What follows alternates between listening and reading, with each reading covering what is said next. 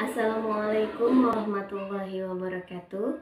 Nama saya Riris Nur Kholida dari SDN 1 Hulu Banteng Lor, Kecamatan Pabuaran, Kabupaten Cirebon. Jabatan sebagai guru agama Islam. Di sini saya akan mempresentasikan rencana aksi untuk beberapa tahun ke depan.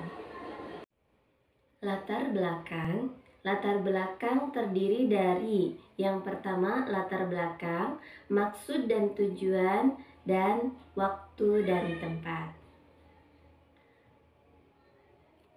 Latar belakangnya adalah pegawai pemerintah dengan perjanjian kerja atau P3K adalah warga negara Indonesia yang memenuhi syarat tertentu yang diangkat berdasarkan perjanjian kerja untuk jangka waktu tertentu dalam rangka melaksanakan tugas pemerintahan. Masa orientasi bagi pegawai P3K ini bertujuan untuk lebih membantu pegawai pemerintah dengan perjanjian kerja atau P3K untuk lebih mengenal berbagai macam OPD di lingkungan pemerintah daerah Kabupaten Cirebon, serta lebih mengerti berbagai macam aturan kedisiplinan pegawai demi terwujudnya pegawai pemerintah yang handal, cerdas, disiplin, mandiri, sejahtera, berdaya saing, dan amanah. Maksud dan tujuan berdasarkan latar belakang, maksud dan tujuannya adalah yang pertama, pengenalan tugas dan fungsi ASN. Kedua, pengenalan nilai dan etika pada instansi pemerintah. 3. Pemahaman dan penyediaan informasi kepada P3K yang baru diangkat. 4. Peserta mampu mengimplementasikan hasil orientasi. Dan yang terakhir, peserta mampu mengaktualisasi nilai-nilai dasar ASN berakhlak.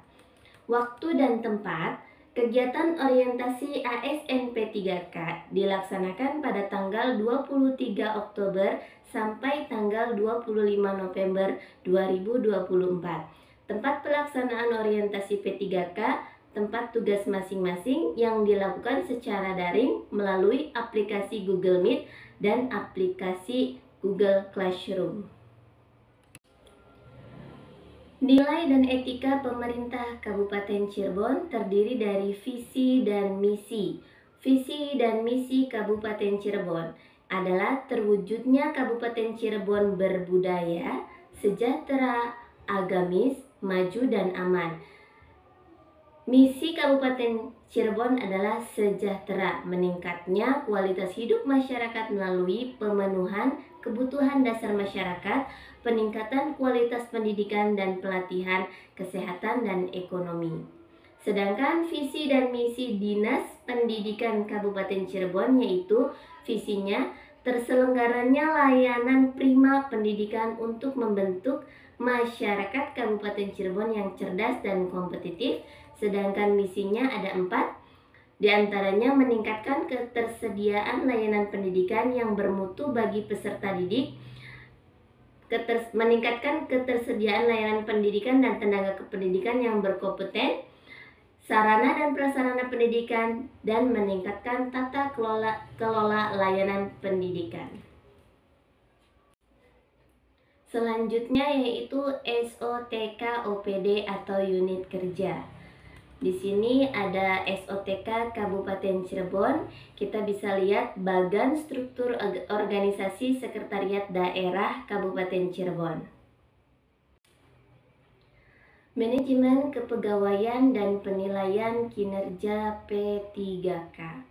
Yang pertama ada pengadaan, kedua penilaian kinerja, ketiga disiplin, dan yang keempat hak, dan kelima ASN berakhlak, yang diantaranya adalah berorientasi pelayanan, akuntabel, kompeten, harmonis, loyal, adaptif, dan kolaboratif. Nilai dan etika OPD.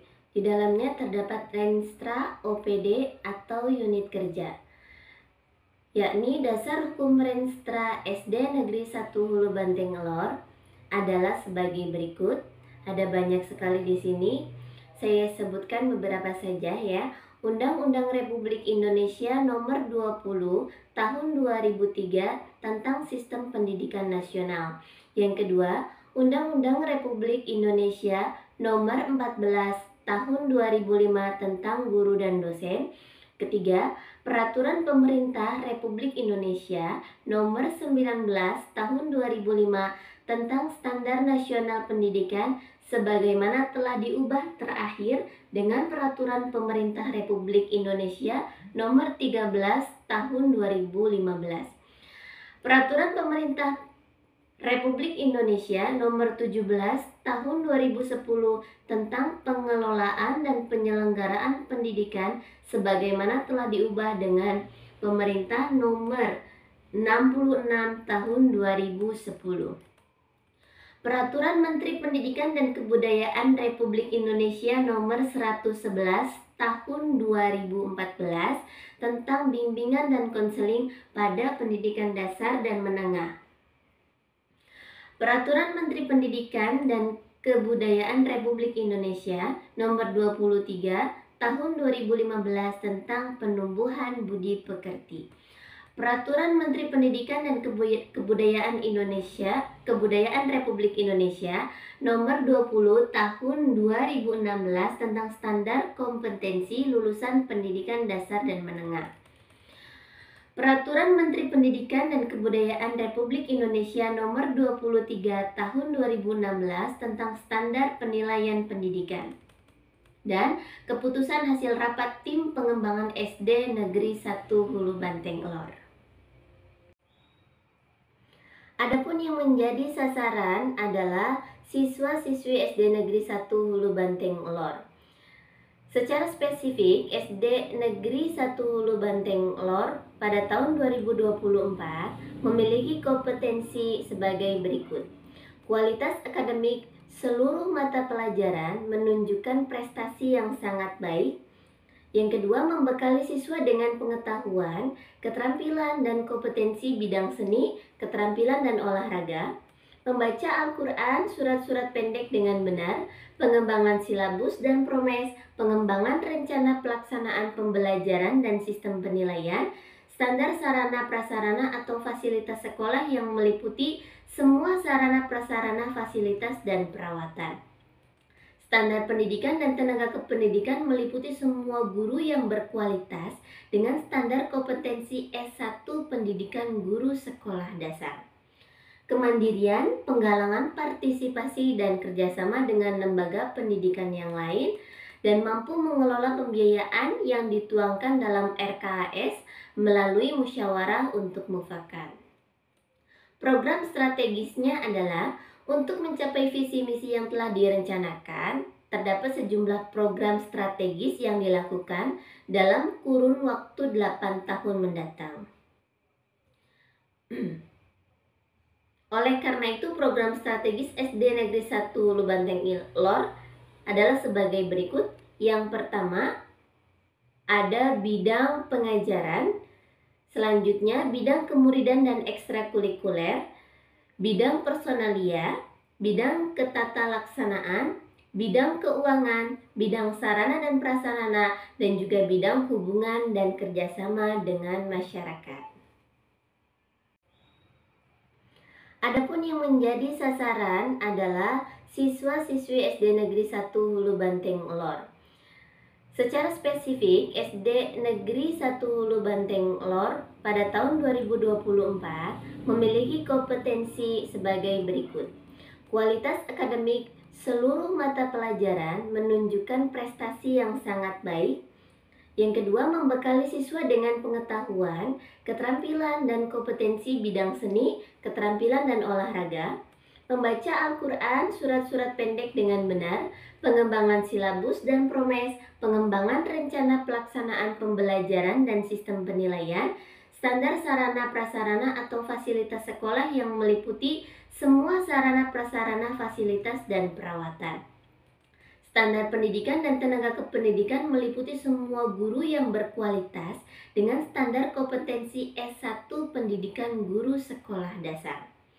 Kemandirian, penggalangan partisipasi dan kerjasama dengan lembaga pendidikan yang lain, dan mampu mengelola pembiayaan yang dituangkan dalam RKAS melalui musyawarah untuk mufakat.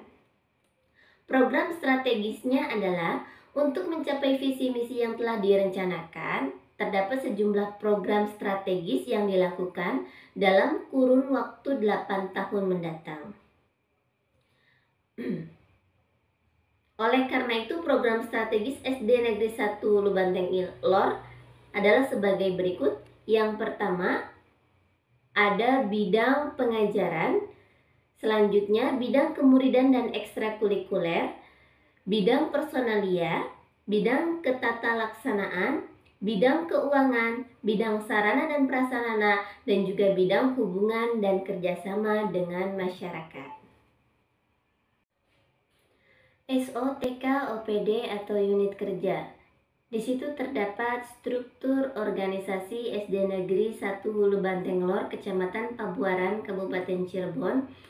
Struktur organisasinya dari mulai kepala sekolah, komite sekolah, guru kelas 1 sampai guru kelas 6, sampai kepada siswa. Selanjutnya tupoksi P3K. Tupoksi P3K ini meliputi tugas pokok P3K di OPD, tugas yang kedua fungsi P3K di OPD, yang ketiga tugas peserta orientasi.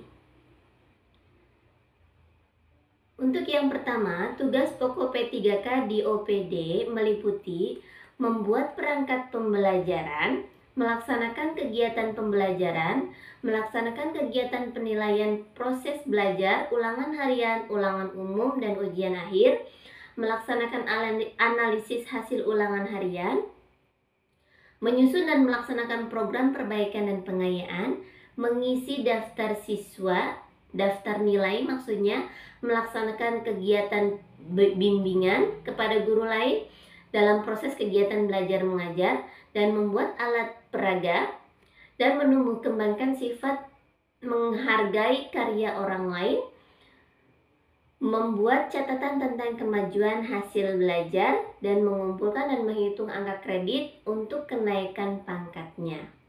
Yang kedua adalah fungsi P3K di OPD itu meliputi fungsi instruksional, membuat perencanaan terkait program pengajaran, yaitu melaksanakan program yang telah disusun dan membuat penilaian setelah melaksanakan program tersebut. Kemudian fungsi edukasional, mengarahkan peserta didik untuk memiliki kepribadian yang baik dan mulia.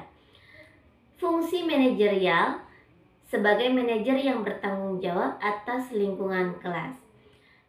Kemudian yang ketiga ada tugas peserta orientasi.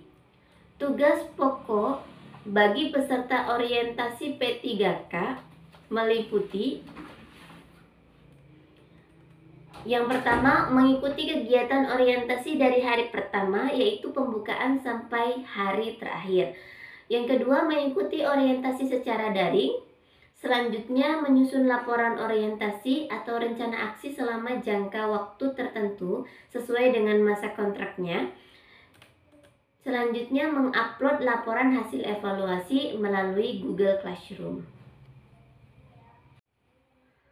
Rencana hasil kerja P3K terdiri dari rencana kerja dan metrik hasil kerja P3K selama kontrak. Yang pertama adalah rencana kerja. Ada 3 identifikasi isu. Yang pertama, tempatnya di SD Negeri 1 Hulu Banteng Lor. Yang pertama adalah kurangnya minat peserta didik dalam menghafal surat-surat pendek di SD Negeri 1 Hulu Banteng Lor. Yang kedua, kurangnya media pembelajaran yang menarik bagi peserta didik kelas 6 SD Negeri 1 Hulu Banteng Lor. Yang ketiga, minimnya pemahaman nilai-nilai agama di kalangan siswa di SD Negeri 1 Hulu Banteng Lor.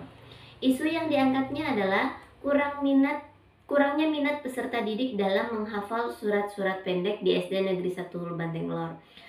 Kemudian gagasan yang diangkatnya, optimalisasi pembelajaran interaksi dan kreatif untuk meningkatkan minat siswa dalam menghafal surat-surat pendek di SD Negeri 1 Hulu Banteng Lor.